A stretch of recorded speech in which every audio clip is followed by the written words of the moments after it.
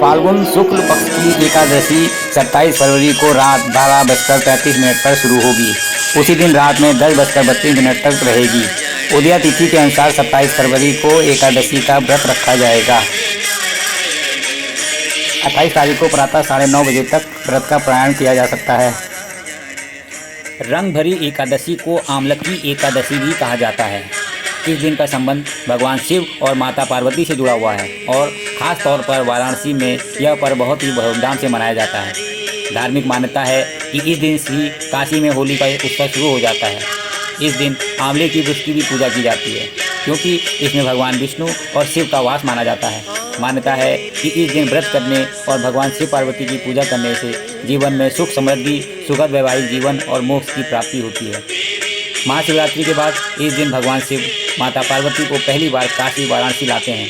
काशी के लोग अबीर गुलाल के साथ उनका स्वागत करते हैं, इसलिए इसे रंगभरी एकादशी कहते हैं।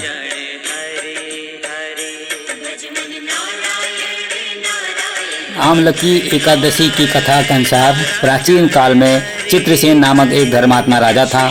उनके राज्य में आमलकी एकादशी का बहुत महत्व था और सभी प्रजाजन इस व्रत का पालन करते थे। एक बार राजा शिकार के लिए जंगल में गए और बहुत दूर निकल गए।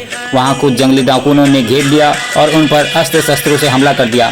दैव कृपा से डाकुओं द्वारा चलाए गए सभी शस्त्र राजा पर फूल बनकर गिरने लगे, जिससे उन्हें कोई नुकसान नहीं हुआ। इसके बाद राजा के शरीर से एक दिव्य स्त्री प्रकट हुई, जिसने भयंकर रूप धारण कर सभी डाकुओं को मौत की घाट उतार दिया। जब राजा की नींद टूटी तो उन्होंने डाकुओं को मृत पाया और सोचने लगे कि इस निर्जन वन में उनकी जान किसने बचाई।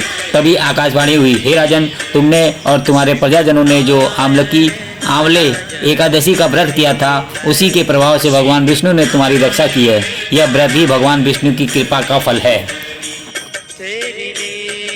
एकादशी को प्रातः स्नान करने के पश्चात आंवले के पेड़ के नीचे विष्णु जी की पूजा करें, विष्णु सहस्त्र नाम का पाठ करें और दीपक का दिया जलाएं।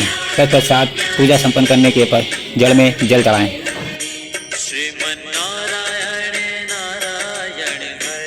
आंवलकी रंगभरी एकादशी के बारे में बताते हुए पंडित आचार्य दिगंबरेश्वर नाथ ने कहा कि ज्योतिष की दृष्टि से और धार्मिक मान्यताओं के अनुसार आंवला मुख्य रूप से मंगल ग्रह और भगवान विष्णु गुरु बृहस्पति से संबंधित है, जो मेष राशि का प्रतिनिधित्व करता है।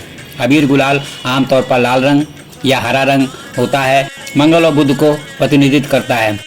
खाने में स्वादिष्ट उपयोगकारी आंवला ग्रह के रूप में भी बहुत उपयोगी होता है। यह मंगल ग्रह को प्रतिनिधित्व करता है, जो रक्त और त्वचा विकारों में लाभकारी होता है।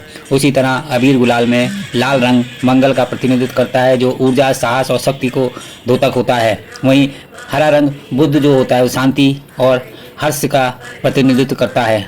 आंवले का प्रयोग विशेष रूप से स्वास्थ्य के लिए मंगल ग्रह के ऊर्जा को संतुलित करने के लिए किया जाता है। राशि मेष, मिथुन, वृश्चिक, धनु, मीन व कर्क राशि वालों को इस दिन आंवले की अवश्य पूजा करनी चाहिए। एकादशी का व्रत रखना चाहिए, जिससे उनका बृहस्पति भी मजबूत होगा, मंगल भी मजबूत होगा।